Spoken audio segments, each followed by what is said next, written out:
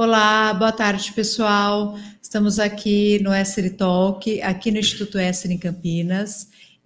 Professor Jonathan Godoy, e a gente gostaria de retomar um pouquinho o assunto de São Tomás, que nós falamos no último Essere Talk, e tem muitos temas para a gente abordar, e que vocês mandaram perguntas. A gente fez rapidamente na outra semana, mas a gente vai falar mais sobre São Tomás de Aquino. Para quem está assistindo esse daqui agora, que não assistiu o outro, vale a pena, porque tem uma explicação introdutória sobre quem foi São Tomás. São Tomás de Aquino é um dos maiores filósofos da humanidade e um dos maiores teólogos. As pessoas voltaram a estudá-lo. Para quem não era da área de filosofia, as pessoas estão procurando estudá-lo para entender melhor a nossa realidade, entender melhor o ser humano. Muitos que estudam filosofia hoje em dia nas faculdades, eles têm essa introdução de filosofia, Sócrates, Platão, Aristóteles e outros filósofos não modernos, e pulam, assim, eles passam só pelos filósofos que são santos, Santo Agostinho e São Tomás, e pulam diretamente para os modernos, e isso faz com que eles não aprendam sobre a realidade, não ficam faltando ferramentas para o entendimento do ser humano. Então, é isso que a gente vai falar aqui hoje, sobre São Tomás de Aquino. E o nosso professor Jonathan Godoy, ele dá aula aqui no Instituto Essere sobre São Tomás. Nas palestras do professor Jonathan, ele sempre traz os conteúdos sobre a realidade, sobre a lógica. Então, professor Jonathan, vamos falar um pouquinho, vamos voltar um pouquinho para falar esse tema que eu acho especial. A gente já fez um curso aqui, que foi sucesso, sobre as 5 vias que explicam a existência de Deus, de São Tomás. Isso eu acho incrível.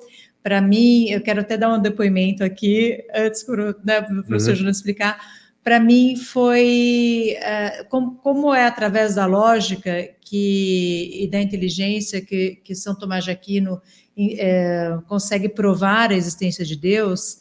Eu não sei se, como eu sou engenheira, eu tive essa base lógica. Para mim, assim, comprovou a minha religião, comprovou a minha fé em Deus. Então, foi muito legal enxergar a existência de Deus dessa forma. Então, professor Jonathan, vamos começar, assim, para quem está aqui agora, falar como São Tomás chegou a essas conclusões, né? Então, não dá para a gente explicar aqui as 5 vias, né? Até porque elas são muito mal compreendidas, porque se você perguntar, por exemplo, para o estudante médio, ele já ouviu falar das 5 vias. Só que ele ouve falar já comentada pelos modernos. Então, ele ouve falar, por exemplo, Kant já refutou. Isso aí já foi ultrapassado. Só que se você estudar sério, você vê que não foi. Então, Kant falou mal. É diferente de você falar mal de você logicamente refutar. Então, se você analisar logicamente a pretensa refutação dele ou de outros, como Bertrand Russell e outros filósofos modernos, você vê que são eles que cometem falácias lógicas, né? Agora, para você compreendê-las, você precisa compreender uma série de outras coisas antes. Então, por exemplo, não dá para compreender a primeira via, porque geralmente a pessoa vai lá e olha direto o argumento, né? E o argumento resumido, não é nem o argumento que ele escreveu, na Suma, ou na Suma Teológica, ou na Suma contra os Gentios, mas já leu um resuminho que ele pega na internet, né? Lá, 5 vias de São Tomás, aí tem uma lista lá. Então, tá lá, primeira via do movimento. A pessoa não entende o que ele está se referindo por movimento. Então, por exemplo, você não consegue entender a primeira via se você não entende, por exemplo, a ato-potência. E quando eu digo entender ato-potência, também não é só falar que potência é o que pode ser, ato o que é. Tem que entender que ele é um dos grandes predicáveis. Tem que entender, por exemplo, que na matéria e na forma, a forma é ato, a matéria é potência. Se a pessoa não tem essa visão clara, ela não entende o que são as 5 vias, né? Então, por exemplo, a pessoa não entende que, por exemplo, matéria não pode ser princípio das coisas, porque matéria é pura potência. E isso aí não é uma teoria, isso aí é demonstrável a partir da nossa experiência real. Eu sei que o que eu estou dizendo, para quem nunca ouviu falar do assunto, está muito confuso, ou seja, a pessoa não entende nada. Mas realmente não dá para entender assim. Eu estou só falando para a pessoa, chamando a atenção que se ela já viu o tema e ela acha que ela entendeu, e se eu estou falando todas essas coisas aqui e ela não está entendendo o que eu estou falando, então quer dizer que ela não entendeu. Ela precisa conhecer uma série de coisas antes. E não é assim, Jonathan, No seu curso, para mim, lógico que a gente precisa estudar, não dá para você só assistir o curso, mas não é tão complicado assim. Eu não sou estudante de filosofia, né? Eu sou leiga no assunto. E para mim, eu consegui chegar nesse entendimento. Só precisa fazer uma construção. É que nem, por exemplo, você leu o e-book que eu escrevi, né, sobre as 5 vias. Antes de eu entrar nas 5 vias, eu gastei, acho que metade do e-book falando o que é matéria, o que é forma, o que é ato, o que é potência, o que é lógica, princípios lógicos, princípio de causalidade. Ou seja, eu preciso entender que, a partir das coisas que eu observo na realidade, com certeza eu vou inferindo essas outras coisas, né? A partir do momento que eu constato os princípios lógicos, eu entendo que eu não consigo pensar nada fora deles, né? Que eles são a base de toda a demonstração. Aí eu entendo que, observando a realidade, eu infiro substância e acidente, eu entendo que eu infiro o princípio de causalidade, e que isso é uma observância racional da realidade. Então, até eu chegar nas 5 vias. Que é o mais legal, é isso, essa observância da realidade. Não, inicialmente, você não precisa. Que São Tomás ele chega a Deus, mas Aristóteles também, né? Uma causa chega de uma maneira mais imperfeita. Uma causa primeira das coisas. Ele fala do motor imóvel, né? Ele vai cogitar, Aristóteles, que a matéria do mundo pode ser coeterna, só que ela está em dependência do ato puro. Então, no fundo, ele também está falando que não tem como não ter o ato puro. Que é isso que eu não tinha ideia, por exemplo. Então, eu tinha minha fé. Eu tinha minha fé, certo? Mas eu não imaginava que Aristóteles, séculos antes, já tinha chegado a esse motor imóvel, né? Assim, essa conclusão imóvel. Só observando a realidade. Só observando. Né? E aí, aquelas pessoas que não compreendem o assunto falam assim, tá, mas nada garante que esse motor imóvel é Deus. Eu falei, isso é analfabetismo funcional. Por quê? Porque é o que nós descrevemos como Deus, por exemplo, no cristianismo ou no judaísmo, que se adequa com o que fala Aristóteles. Então, a definição que nós damos de Deus é essa. É o que Aristóteles chama de motor imóvel. Né? Agora, São Tomás vai ir além, porque ele vai demonstrar, logicamente, mais coisa ainda, que esse motor imóvel também causa eficiente. Né? Enfim, é uma discussão longa, mas como eu falei, é tudo muito construído logicamente. Outra coisa que as pessoas precisam saber. O que São Tomás prova é que Deus existe. Não nos dá a fé. Ou seja, a fé é um dom que Deus dá, é outro assunto. Então, a fé em Jesus Cristo, ou a fé na igreja, ou a fé na salvação, isso aí é uma outra coisa. Agora, ele nos demonstra que existe um princípio eterno no universo, que é o que nós chamamos de Deus. Né? Então, chega aí o argumento, porque esse argumento é filosófico, não é um argumento teológico. Né? Mas é demonstrável, sim. A única hipótese de você falar assim, não, eu não aceito, é se você suspeita do funcionamento da razão. Então, por exemplo, você chega e fala assim, mas quem garante que isso que nós estamos constatando, logicamente, de fato é assim? As coisas podem ser diferentes. Então você está falando para mim que você está duvidando da sua própria inteligência, então não dá para falar nada. Porque se você duvida da inteligência, então não tem como você argumentar. Porque argumentar é usar a lógica. Que foi o que os filósofos modernos fizeram. Não foi isso, Jonathan? Exatamente. Assim, às vezes eles tentam usar a lógica, é que eu falei, às vezes eles tentam usar a lógica para refutar as 5 vias, mas eles falham com falácias, como demonstra, por exemplo, Bernard de Lonergan e Cornélio Fabro, que são 2 grandes filósofos do século XX, que pouca gente estuda. Né? Às vezes eles simplesmente ignoram. Né? Como é o caso, por exemplo, de um cientista que não estuda lógica nem filosofia. Ele vai falar o seguinte, eu não sei o que houve nos primeiros, 100 mil anos do universo. Eu não sei quanto que é o tempo lá que não dá para ver. Né? Eu não sei o que houve naquele período, então eu não sei o que houve. Então não dá para afirmar nada. Eu falei, olha, você continua sabendo com a sua inteligência que nada não gera nada. E que matéria não pode ser causa de si, porque a matéria tem potência. Aí volta naquilo que eu falei, a pessoa precisa entender o que é potência. Né? Então, é uma consequência lógica de que tem que existir o primeiro ser. É porque nada não pode gerar nada. E a matéria em si mesma não pode gerar tudo. Né? Que é o que eu estou dizendo. Então, ele não entende essa parte. Ele simplesmente está terminando numa posição cética, dizendo assim, ó, já que eu não sei, já que eu não entendo, então não existe. Já que eu não entendo, então há a possibilidade de o nada gerar algo. Tem cientistas que chegam a falar isso. Pode ser que o nada tenha gerado tudo. Que do nada sai tudo. Não percebendo a contradição lógica disso aí. Como que o nada gera algo? Veja, eu não sou capaz de conceber isso. Aí eles vão falar, você não é capaz de conceber, mas pode ser que esteja aí. Eu falei, É tanta loucura, né, que você tem que ter paciência. Daí... Aí você fala assim, mas, tá, se fosse possível o nada gerar algo, isso seria incompreensível para nós. Então eu não poderia nem cogitar isso. Certo. Se é que isso existe, então eu nunca vou entender. Certo. Então, assim, então nunca vai ser descoberto isso. Né? Vai ser o eterno mistério. Né? Só que se isso fosse verdade, então a realidade seria um eterno mistério. E eu não poderia estar conhecendo nada sobre ela. Porque tudo que eu conheço está por baixo da lógica. Né? Então, não é que eu confirmo a lógica quando eu descubro algo. Não, a lógica está por detrás. Né? Então, para eu estudar, por exemplo, engenharia, eu tenho que saber matemática. Matemática tem que ter lógica. Certo.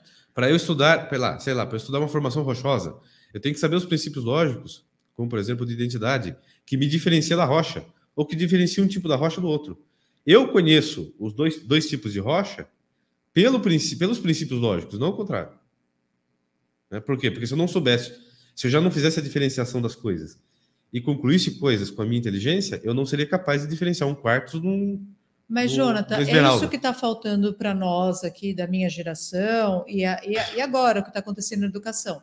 Porque a gente não tem o conceito de lógica. Então, a gente é bombardeado de informações. Exato. Então, talvez geologia ou qualquer outra matéria ou ciência, só que antes a gente não teve esse conceito de lógica. Não teve conceito, então, por exemplo... a gente fica perdido mesmo. Do princípio de identidade, que é dito por Aristóteles. Uma coisa não pode ser outra no mesmo sentido e ao mesmo tempo. Isso aí a gente nasce sabendo, só que a gente não tem consciência. Isso. Né? Então, o que diz isso? Uma coisa não pode ser outra no mesmo sentido e ao mesmo tempo. Ou seja, eu não posso confundir uma maçã com uma pera ao mesmo tempo. Uma coisa não pode ser outra no mesmo sentido e no mesmo tempo. Né? E se a pessoa não leva isso no consciente, ela vai ver alguma coisa, tem hora ela vai confundir. Mas isso que está acontecendo, por exemplo, a gente está se confundindo com as coisas. Eu estava falando com o padre Sapateiro, né, que estudou química. Eu estava falando com ele a questão lá da partícula, né, do elétron. Ora se comporta como onda, ora se comporta como partícula. Ora como onda, ora como partícula. Não é partícula, é onda. Então, assim, você tem a noção de partícula e você tem a noção de onda. Se você não tivesse essas noções, você não seria capaz de concluir aquilo. E como é que você diferencia essas noções? Pelo princípio de identidade. Só que se a pessoa pega isso pronto, só vai estudar daí para frente, já começa a se ela não tem consciência disso, ela começa a achar que pode ser que existam coisas que são as mesmas coisas no mesmo sentido e ao mesmo tempo. Enfim, a própria questão da física quântica já está antecipada em São Tomás. São Tomás vai falar da matéria secunda signalata, ou da matéria-prima. Então, aquilo que São Tomás chama de matéria-prima seria o quantum. Eles estudam em física quântica, porque a matéria isolada da forma, ela só tem a forma acidental da quantidade. Ela é quantum. Então, isso aí, o Wolfgang Smith, que é um cientista e estudioso de filosofia, ele vai falar isso. Né? Vai falar que o que São Tomás está chamando de matéria-prima é o que a física quântica está discutindo. Né? Enfim, isso aí é tudo ignorância. Né? Mas, Jonathan, essa ignorância, essa confusão, para algumas pessoas estão fazendo com que elas voltem a São Tomás. Então, hoje em dia está tendo um despertar. Né? Porque as pessoas perceberam aquilo que o Etienne Gilson, que é um grande... O Etienne Gilson é mais conhecido, né? Ele é um grande comentador das filosofias medievais. Então, ele tem um livro famoso sobre a introdução a Santo Agostinho, outro livro famoso sobre São Bernardo, outro livro famoso sobre o tomismo. Então, ele foi um grande intelectual do século XX também. E ele percebeu essa loucura, né? Ele falava, né? Filosofia moderna é problema mental. É uma coleção de problemas psicológicos. Então, a pessoa começa a falar loucuras, né? Será que eu existo? Será que eu sou eu mesmo? Será que as coisas são assim? Né? A pessoa começa a ter crise de esquizofrênico e a teorizar essas crises esquizofrênicas dela. Né? Então, o Etienne Gilson percebeu isso. E adaptar para o mundo dela, né? Adaptar para o mundo dela. Adaptar ao interesse dela. Claro, ela continua sendo tomista quando ela quer, por exemplo, comer uma cenoura. Porque ela sabe que ela tem que pegar uma faca e cortar a cenoura. Aí ela é tomista. Agora, no que interessa para ela, por exemplo, quando ela tem algum desejo político ou algum desejo pessoal, aí ela não é. Porque aí daí ela muda a realidade. Ela quer mudar, ela se comporta como se a realidade não existisse. Isso. Ela passa a ignorar a realidade. E a gente está vendo isso. Eu falo que a meta, o meu sonho eu falo, é brincadeira, né? Eu não tenho sonhos revolucionários. Não, eu falo assim, a meta do tomismo para as pessoas normais é que elas sejam como o Falcão. Porque o Falcão, na música dele, ele fala homem é homem, menino é menino, macaco é macaco. Ou seja, ele vê as coisas como elas são. Entender as coisas como elas são. E não ficar pensando assim, nossa, será que o mundo é mundo? Será que o verde é verde? Não, e Será um que a dia que árvore... você falou assim, a pessoa se identifica como gato, mas não Raposa? quer comer rato. Mas não quer comer rato?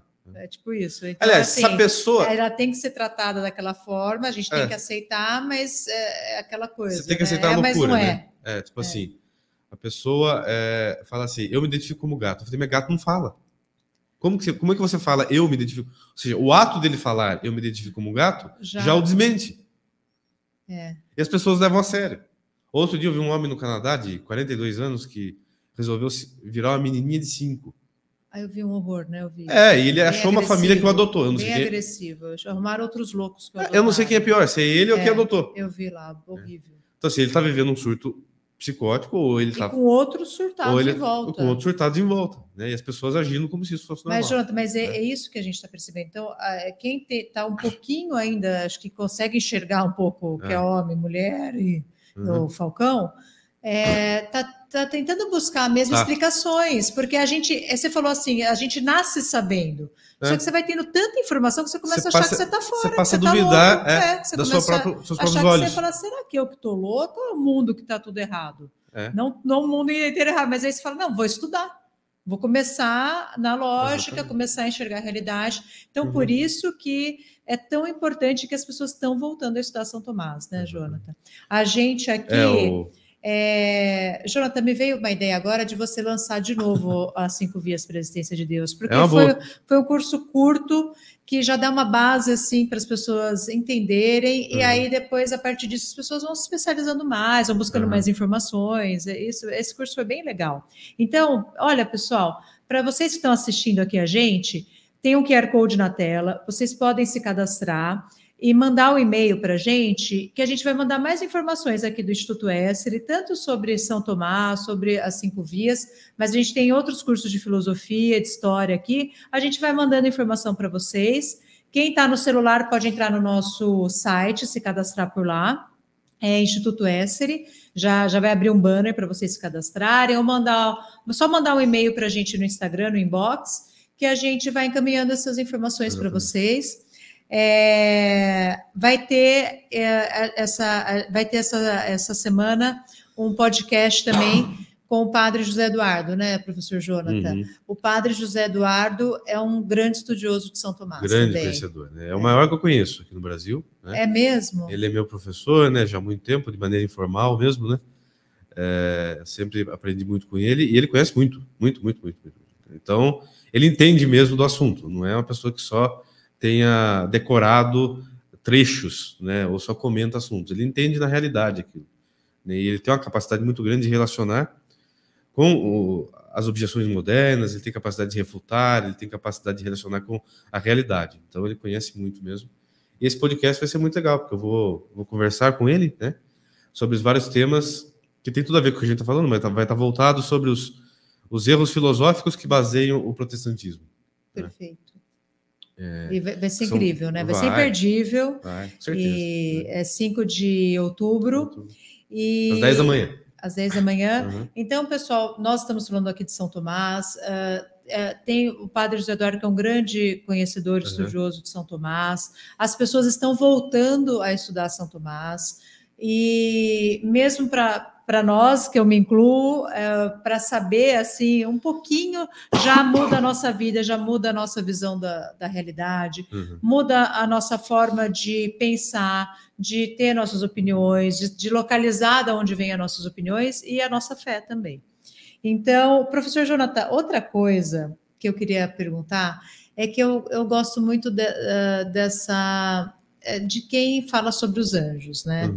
E antes eu lia assim alguma coisa sobre os anjos e eu ficava um pouco confusa. Até numa aula sua eu tirei uma dúvida no grupo, né? Que eu falei, professor Jonathan, eu não estou conseguindo imaginar o anjo, não estou entendendo o anjo como você está falando.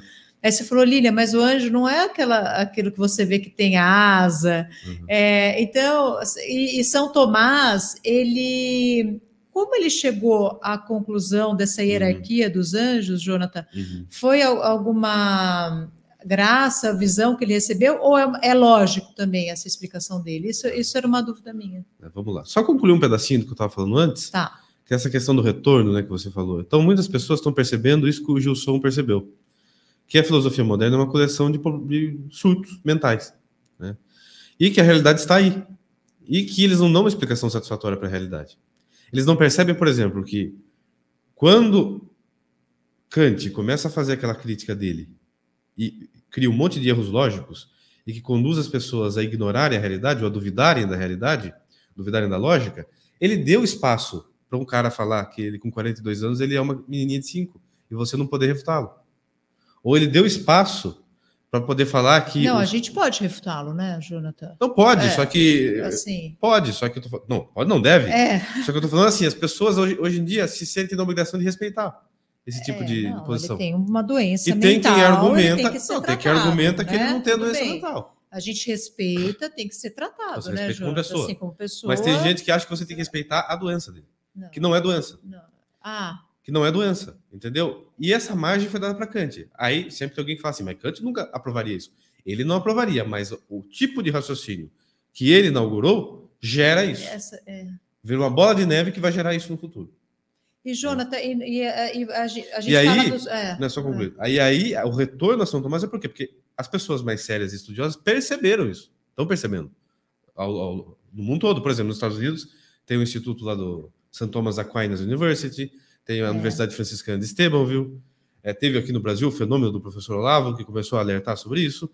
Então as pessoas, os intelectuais estão começando a perceber isso e muita gente está voltando, falando, olha, realmente, estavam sendo enganados.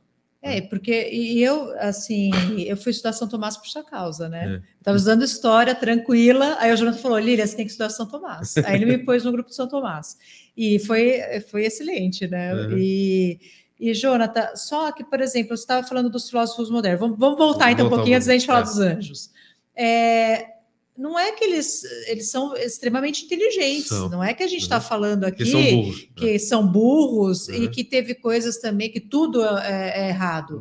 É que o início é errado, né, Júlio? Mas eles são extremamente inteligentes. A estrutura, a espinha dorsal da lógica deles está errada. Aí eles vão falar muita coisa certa, só que juntando num todo está errado, uma conclusão errada. Por isso que a gente vê frases que a gente concorda. Eu leiga, eu vejo frase lá que eu falo, o cara por exemplo, escreveu, você quer ver um legal. Sujeito... E aí eu falo, mas... Você quer ver um sujeito que tem frases brilhantes? Nietzsche. Nietzsche tem umas frases assim ótimas. Todo mundo ama Nietzsche, João. Eu vou falar, quem eu converso aqui, Nietzsche. Quem é seu filósofo preferido? Nietzsche. Aí você fala, Ele tem umas frases assim muito boas. Por exemplo, tem uma dele que ele fala assim, nunca é alto o preço que se paga para ser você mesmo. Ok, ótimo, concordo. Tá lá no Pinterest, você pega, tá no publica, Pinterest. Agora, super legal. No conjunto, quando Nietzsche vai defender uma ideia filosófica, ele defende umas absurdidades. Eterno retorno, materialismo, niilismo. Né? Fala que Sócrates é um idiota, um louco, que ele que é o culpado, que São Paulo defende a submissão. Então, assim, ele começa a falar um monte de loucura. Por quê? Porque ele é louco. Ele é louco, mas que de vez em quando tem uns lampejos de gênio. Porque tinha uma capacidade intelectual alta. Né? Mas se você analisa seriamente aquilo, não dá para levar a sério. É como o Rousseau, né, que fala que você abandona os filhos na roda e depois cria um tratado para como educar seus filhos. Então, ele mesmo educou os filhos dele, você vai ouvir um cara aqui. Não, e estudam e seguem, né? Assim, né, Jonathan? Então, na filosofia, quem você importa, assim, para a coerência do seu raciocínio. Sério, é Sócrates, que morreu pelo que ele defendia. Sério, é São Tomás, que é santo. A vida dele dava testemunha dele do que ele dizia. Agora, você pega um Rousseau, que não queria nem os filhos. Você acha que um homem desse é sério? Ou depois ele fala assim, o homem nasce bom, a sociedade que o corrompe. Você pera lá, se o homem, todo mundo nasce bom, então era para todo mundo crescer bom e a sociedade ser boa. Quem corrompeu a sociedade? De onde surge o mal? Caiu do céu? Então, assim, você vê uma contradição lógica no que ele fala.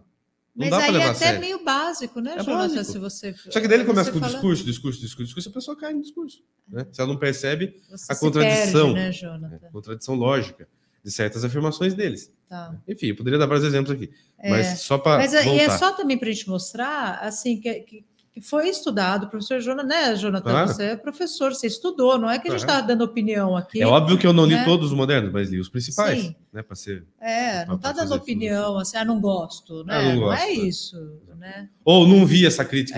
Tem gente que fala assim, eu estou começando a falar isso no início agora, porque antes eu falava direto, né? De São Tomás, ou de algum argumento dele. Eu falava, você tem que ler fulano. Quem disse que eu não sei isso? Às vezes a pessoa vem com citação de apostila do ensino médio. Eu falei, olha, eu só estou dizendo isso é porque eu estou querendo dizer que isso aí está errado. Então vamos raciocinar junto aqui, né? A pessoa vem lá, Brasil Escola, né? Ela cola lá, uma fonte, Brasil Escola, né? Essa não, né? Não, enfim, mas eu acho bom a gente falar não, é bom isso, falar, porque vai falar, eles estão falando disso porque eles são católicos, então é o contrário, só eu sou certo é o que eles estão falando. Não, não é isso. Né? Não, é o contrário, eu sou católico por causa disso. Não é que verdade, eu estudei, não é que eu estudei São Tomás porque eu sou católico, eu sou católico porque eu estudei. É verdade. É um dos motivos. Né? Então é o contrário, porque eles são assim. Eles estudam o que gostam. Tem gente que estudou a vida inteira, por exemplo, eu conheci um cara que ele leu muita coisa de marxismo. Ele começou a ler Marx, leu Engels, leu Georg Lukács, leu todos os autores da Escola de Frankfurt, tudo, mas ele só leu isso. Ele só leu uma corrente de pensamento. Você não, né? Porque eu sei que não. Não, óbvio que não. Né? Eu li várias correntes. Você, inclusive, estudou outras religiões, né? Outras religiões, né? Passei muito tempo estudando budismo, fiz curso de templo budista, enfim. A pessoa sabe. Então, assim, eu não estou dizendo que eu estudei tudo. Né? Eu estou dizendo que eu estudei bastante coisa diversificada de polos opostos de argumentos. Né? Bom, enfim, é um outro assunto. Né? Mas só para dizer que as pessoas estão despertando, então. O que está levando as pessoas a voltarem a estudar São Tomás? Não é só que estão falando, mas estão percebendo a loucura moderna. E você percebe, ao ler esses filósofos modernos, o germe da loucura ali. Então, estão juntando Lé com Cré. E falando, olha, deu errado esse tipo de raciocínio aqui. Olha na onde nós chegamos. Por que a gente está assim, né? Porque hoje está nessa loucura. Porque hoje estão levando a sério um homem que se sente raposa, se sente gato, que se sente menina de 5 anos. Então, tem uma causa cultural para isso. Então, você vai olhando, o nexo causal está ali nesses filósofos. Então, toda a loucura moderna que nós observamos, né, os tipos de governo que nós temos, os tipos de políticos que nós temos, é consequência da educação que uma população recebeu. E essa educação... Então, vamos lá. O povo gosta de meter o pau na política, né? Então, você, a política tá uma bosta. Né? Então, tá mesmo. Certo. Os políticos são todos burros, ladrões, salafrários. São. Mas por que eles foram eleitos? Eles foram eleitos porque o povo está na mesma situação. E o povo está na mesma situação porque ele foi educado num método de ensino que é o método moderno. E quem elaborou esse método moderno? Esses filósofos. Isso. O que diz o Evangelho? Pelos frutos conhecereis. Tá aí. Os frutos da filosofia moderna são Lula, Kamala Harris, são... isso na política, né? É 90%, João. É tudo. É Lady Gaga. 95%. Pablo Vittar. Na arquitetura, é Brasília, aquela porcaria. Isso são os frutos da mentalidade moderna. Enquanto que os frutos da mentalidade cristã, ainda que tenham muitas limitações, porque o ser humano é limitado, mas se você olhar o fruto cultural, né, quem que seguiu a risca? Por exemplo, a gente vai para a Europa visitar o quê, né? Por exemplo. Então, por exemplo, o que é Por exemplo, quem que segue a risca a cartilha marxista para ser um governante? É Lenin, é Stalin, é Mao Tse Tung. Não adianta falar que deturparam o Marx. Não deturparam, seguiu certinho. É Fidel Castro. Vai ver o que eles fizeram. Agora, quem que seguiu a cartilha do cristianismo? É São Luís IX, por exemplo, rei da França. O melhor rei e governante que a França teve na história.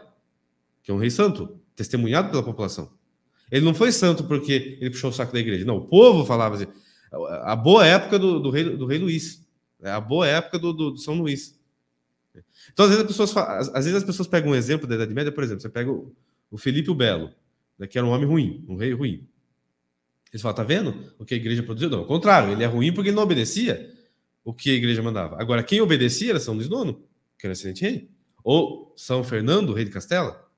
Como foi o reinado deles? Busquem lá a história, né, fontes primárias. E aí nós vamos vendo. Mas, Jonathan, então, de uma ideia dos modernos, mas que é antiga, a gente está tendo todas essas consequências. Uma ideia de uma pessoa. De algumas pessoas. Incrível, de algumas pessoas. Assim, mas são poucas, eram na isso época, que as pessoas... poucas pessoas e gerou esse caos. É isso que as pessoas precisam visualizar, né? Que eu gostaria de fazer mais uma nota de rodapé, né? Que ainda que a pessoa insista a dizer que, por exemplo, Stalin não seguiu Marx, né? Porque eu dei o exemplo aqui, né? De que o rei não seguiu o que o cristianismo falava. Se alguém tivesse seguido Marx, então seria bom. Então mostre um. Mostre um governante marxista que foi bom. Mostra um. Foi excelente. Eu tenho vários exemplos de governantes cristãos que foram bons, porque seguiram o que o cristianismo ensinou. Agora, eu não tenho um governante bom marxista. Todos são assassinos, todos são loucos, na melhor das hipóteses são ladrões, porque não tem capacidade de ser assassino, genocida, etc. Na melhor das hipóteses é um cara estilo, sei lá, isso que a gente vê aí, esses marxistas, marxista bunda. Os atuais. Mas enfim, é esse o nexo causal que as pessoas precisam entender. Que a sociedade moderna está do jeito que está hoje por causa da educação moderna. E a educação moderna foi pautada pela filosofia moderna. Tá. E que não produz gente inteligente, produz gente louca e gente desequilibrada em todo sentido. Né? Ou você produz psicótico ou você produz psicopata. Não, e as crianças estão sofrendo com isso, Jonathan. Então, as crianças estão ficando cada vez mais abobadas, ansiosas, né? Porque não tem uma coisa real mesmo, assim, mesmo de conceito. Eu falei, eu já vi gente perguntar para mim qual é a diferença do boi para vaca. Não, Jonathan. Não. E assim, gente que estudou em colégio particular. Qual é a diferença do boi para vaca? Eu falei, não estou ouvindo isso. Então, assim, a educação moderna deforma a inteligência da pessoa. A pessoa sai, vira mãe de pet, né? Vira abraçar a árvore. Respeitar a outra pessoa é uma coisa. Agora, você confundir a realidade, o que é certo, com respeitar a outra pessoa é outra coisa. Né? Agora, hoje em dia, já estão avançando para um próximo passo, né? Que é, por exemplo, romantizar a obesidade. Uma coisa é você falar assim, você respeita um obeso com qualquer outro ser humano. Pessoa, óbvio. Agora, você fala que a obesidade carinho, é bom, a obesidade faz mal, é objetivo. Dá problema cardíaco, dá câncer. Eu posso falar porque eu tenho histórico. e respeitar um ser humano, a gente respeita todas pelo as contrário, pessoas. É justamente Agora, porque eu sei que faz mal. E é justamente porque você quer o bem da pessoa que você fala, faz mal. Você fala, faz mal, vai se cuidar. A pessoa pode não querer. Então, hoje em dia, hoje em dia tá nessa onda, não faz mal. Não pode falar mais que faz mal. Ué, faz mal, né, pra pessoa. E olha o nexo com a filosofia moderna. Começa quando a filosofia moderna fala que a nossa inteligência não conhece a realidade. Porque se eu aceito a premissa de que a minha inteligência não conhece o que ela está conhecendo, que é uma ilusão, eu também não posso afirmar que a obesidade faz mal. Nada, Down the né? line. Eu não posso afirmar nada. Entende? Né? Eu gostaria que quem está ouvindo siga esse raciocínio. Né? Então, assim, o que São Tomás defende é o chamado realismo, ou seja, a minha inteligência, ela conhece, sim, a realidade. Então, o que eu estou constatando é constatável. E se eu sigo, a partir do que eu estou vendo na realidade, com a lógica que eu abstraí da realidade, eu vou tirando certas conclusões. Que vai terminar na conclusão de que Deus existe. Né?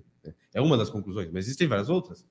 E o pensamento moderno que nega isso, nega que nós conhecemos a realidade e chega no absurdo de dizer que uma pessoa pode ser um cachorro ou que uma pessoa pode ser obesa e saudável, sendo que está à beira da morte. Às vezes está entupindo, né? Eu tô saudável. Né? Você respeita, é um familiar seu, é alguém que você ama, mas você tem que cair na real, né? Cair na real, né? Sim, cair na real. É difícil, lógico, tudo é difícil. Tudo é difícil. Né, Jona, Lília, você emagrecer, sim, é dificílimo. Mas você tem que estar consciente daquilo, né, Jona? A gente tem um exemplo, N problemas. Você, a gente tem as suas dificuldades. Todo mundo tem um monte de problema. Eu tenho também. Agora, o problema é eu falar que o meu problema é normal. Então agora vocês me aceitam porque é mais confortável ficar assim. Então, viver a realidade assim. É mais confortável dizer assim que, por exemplo, é mais diplomático agora eu falar assim, não dá para provar que Deus existe. Cada um tem sua opinião. E aí eu teria mais alunos. É outra história, hein, Jonathan? Essa da opinião também. A gente tem que, eu teria mais alunos, eu ganharia mais dinheiro. Mas e aí? Na base da mentira? Não é assim, né? Outro dia falaram assim para mim, como é que foi? Comentaram para mim. Eu dei lá a definição de beleza. Né? Que é belo aquilo que tem harmonia, integridade, harmonia e clareza. É o que São Tomás fala na Suma, baseado em toda a filosofia clássica. Né? Ele resume assim. Excelente. Aí um cara comentou assim, ele falou, olha, você explicou muito bem o conceito, mas você tem que falar que isso é o conceito de São Tomás. Existem outros conceitos. Eu falei, olha, eu conheço vários outros conceitos, eles estão errados. Por quê? Porque a realidade desmente o que a pessoa está falando. Então aqui, eu não vou... Para fingir que eu sou diplomata, eu não vou falar para fingir que eu sou diplomata que isso aqui é uma opinião dele, mas na verdade existem várias opiniões. Existem várias opiniões erradas. É a opinião, né? É a opinião da pessoa. Outra coisa, né? essas outras definições de beleza, eu falava disso com a Bruna, né? Elas misturam beleza com gosto. Eu falei, olha, você pode gostar de algo feio. Assim como, por exemplo, você pode gostar de algo fedorento. Não tem gente que tem prazer em sentir cheiro de... Não, Jonathan, mas eu gosto de umas coisas que você não gosta, tudo bem, né? Você pode gostar de Não algo. é? É, eu posso gostar. Mas aí é gosto, não é beleza? É gosto. É gosto. Não é, você pode falar assim, olha, eu acho lindo. Sei lá. É, eu gosto desse quadro porque, sei lá, gosto da cor, gosto das coisas. Eu acho não, Lília, não é belo. Beleza. Eu acho lindo, por exemplo, a pessoa pode falar assim, eu acho lindo o funk do MC, sei lá, que é vinho. Não, você gosta. É diferente. Agora, achar não é bonito. Não é bonito. É barulho. É feio. É disforme. Agora, você pode falar, eu gosto, ok. Gosto. Mas Jonathan, realmente, o gosto não se discute, porque o gosto ele vem do sentimento. Você pode até refinar o gosto? Pode, é uma outra conversa.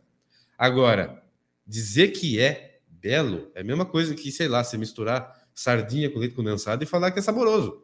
Você pode falar assim, eu gosto, ok, mas isso não é saboroso. Mas como é importante voltar para São Tomás, né, Jonathan? Olha, agora mais ainda, mas a gente está vendo isso, né? A gente aqui do Instituto Esser, a gente vê. Porque a gente vê as pessoas procurando pelo curso do Jonathan. A gente vê as pessoas nas caixinhas na página do Jonathan, perguntando, tirando dúvidas sobre São Tomás, sobre lógica, sobre o que é certo e o que é errado. Jonathan, quando que, sei lá, numa geração atrás, do meu pai, acho que são 2 ou 3 atrás, que, assim, as pessoas sabiam que era certo e errado. Hoje eu vejo que as pessoas perguntam para você, tá certo, não sei o quê, mas tem coisa que era óbvio, que tá errado. Aí você tem que explicar, falar, olha, porque a pessoa aprendeu na escola que tudo é construção cultural. Como se, por exemplo, matar uma criança fosse construção cultural, você fala que é errado. A gente teve aqui, né, uma palestra sobre também, direito né, natural, né? Que é outra coisa que é óbvia, que na realidade que São Tomás fala. São Tomás fala tudo da realidade. Da realidade, né? Todos os temas da filosofia e da teologia ele abordou. Né? Então, isso aí é muito óbvio. Né? Isso aí por isso que chama realismo. Ele é um poço. Né? A gente fala que São Tomás é um poço de normalidade. Você tem que enxergar a realidade do jeito que está enxergando ali, porque é o normal. Ele não comete erros às vezes? Comete, mas são erros que não interferem na linha de raciocínio dele que está correta. São erros, geralmente, os erros que você encontra em São Tomás, eu acho que 99% deles são erros científicos, ou seja, ele dá um exemplo, o exemplo está errado, por quê? Porque ele não tinha conhecimento científico sobre aquilo, mas o que ele está dizendo é verdade. Por causa da época, né? Por exemplo. Ele não tinha conhecimento sobre, sei lá, átomo. Aí ele vai dar algum exemplo, que vai falar, a teoria atômica, mas é o exemplo, é a comparação. Ele está certo no que ele está falando, o exemplo é que está errado. Certo. Então, o exemplo que depende de algum dado empírico, mas a realidade continua sendo a mesma. Jonathan, vamos encerrar esse nosso Esser Talk e a gente começa a falar dos anjos, que eu quero falar no próximo. Porque é interessante, a gente falou bastante agora da parte filosófica. Isso. Então, no próximo, os anjos entram na parte teológica. Tá. Que eu queria então, saber. Não é que é irracional, viu, gente? Não tem nada de irracional. É perfeitamente racional. Só que é o campo teológico. Aqui a gente falou muito do campo filosófico. Aliás, comentamos dos problemas filosóficos e que eles resolvem. E agora a gente entra no campo teológico. Eu só gostaria de dar um último recado. Se a pessoa ela tem a cabeça bem formada, no realismo tomista, por exemplo, ela não cai em engodos facilmente. Ela percebe uma ideia absurda já no ninho. Né? Quando vê uma pessoa com alguma argumentação que você vê que é absurda, você fala, você está errado. Jonathan, deixa eu te pedir uma ajuda. Você fica perspicaz. Para as mães como eu, de crianças pequenas. Como que a gente pode ajudá-los nessa questão de enxergar a realidade? Assim? A criança... Porque é uma coisa, parece que é óbvio, né, Jonathan? Mas aí eu acho que eles vão se perdendo depois um pouco por causa da escola e tudo mais. Então, como que a gente pode fazer? Sem ter aula, né? Porque não dá para ter uma aula, né? Aula de filosofia, não. Nem de lógica, filosofia né? normal, a não ser que a criança seja superdotada. Há casos, né? Há casos. Mas a gente tem casos aqui e é interessante, super legal. Aí é uma exceção. Mas assim, para os pela meus regra, comuns, padrão. A criança normal, que tem inteligência normal, ela deve começar a estudar filosofia a partir, sei lá, dos 17, 18 anos, né? Quando já está adulto. Agora, nessa fase, né, dos 7 anos... Mas você perguntou a diferença de boi e vaca. Não, mas isso aí... Então tá.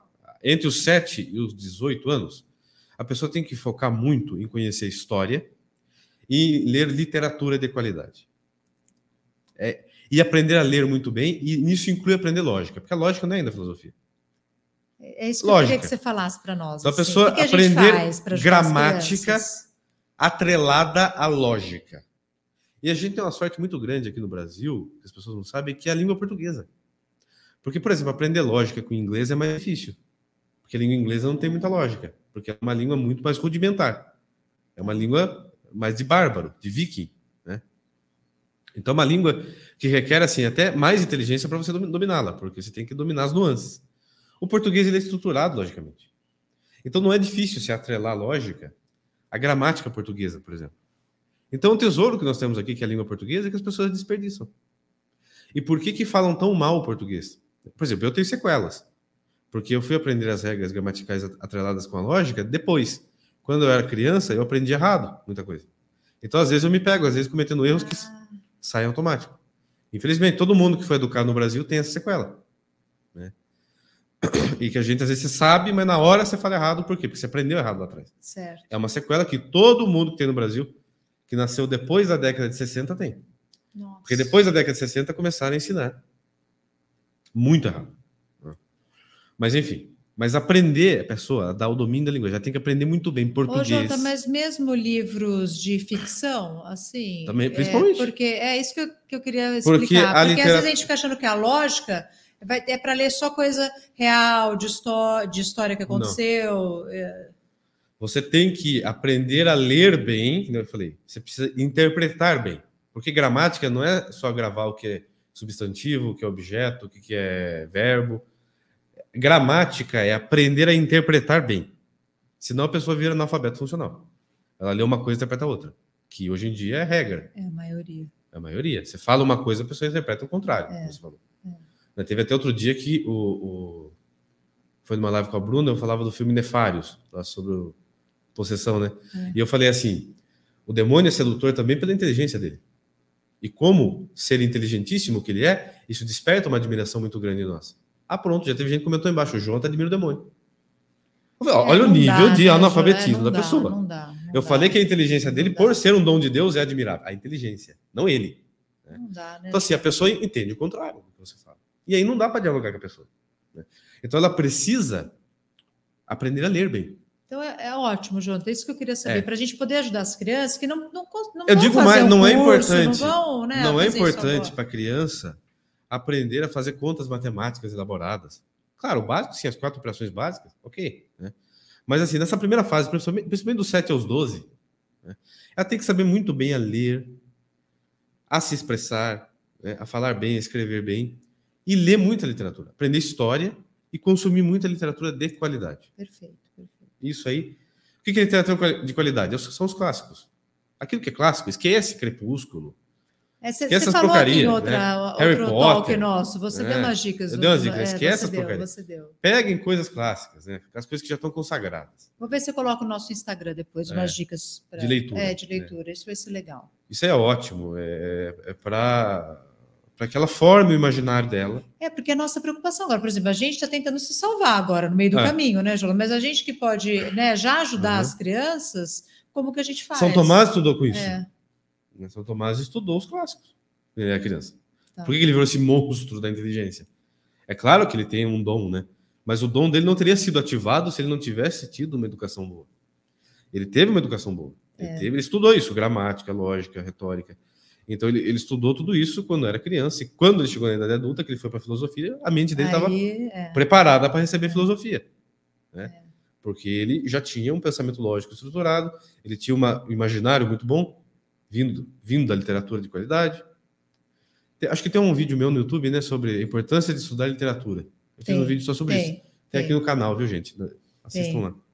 E, então, pessoal, eu vou encerrar esse nosso SL Talk aqui. A gente falou da importância de São Tomás, por que as pessoas estão buscando essa volta, uma volta, né, ao entendimento da realidade através de São Tomás, porque ele é o maior filósofo da humanidade, um dos maiores filósofos, né, da humanidade, um dos maiores teólogos de todos os tempos, então a importância dele. Vocês, por favor, mandem o e-mail de vocês, mandem o contato para a gente mandar o que está acontecendo aqui no Essere. A gente manda, às vezes, alguns conteúdos também legais sobre os temas que a gente está falando aqui na semana. Aqui tem um QR Code que vocês podem ver. Quem está no celular pode mandar no nosso site, já tem um banner ali na entrada, mandar no nosso Instagram. Então, o próximo é SL Talk, a gente vai continuar falando de São Tomás, mas a parte teológica, certo, professor Jonathan? Perfeito. E fiquem aqui acompanhando, vai ter o podcast do professor Jonathan com o padre José Eduardo, que vai ser incrível. Eu acho que a gente vai aprender bastante coisa lá e poder debater os assuntos e muita coisa que a gente não sabe. Então, fiquem com a gente, até o próximo SL Talk. Até mais, gente.